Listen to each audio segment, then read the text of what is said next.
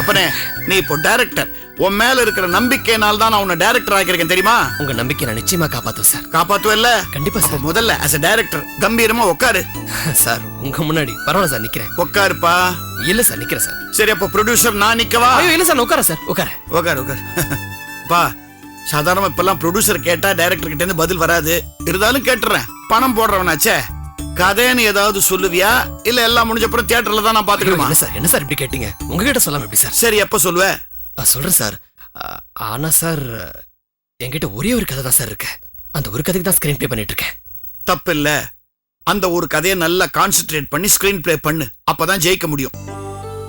ஏன்னா இப்பெல்லாம் கதை கொண்டு வரவனுங்க பை நிறைய கொண்டு வரானுங்க. ஒரு 5-6 பை வச்சு எடுத்து கேக்குறான்.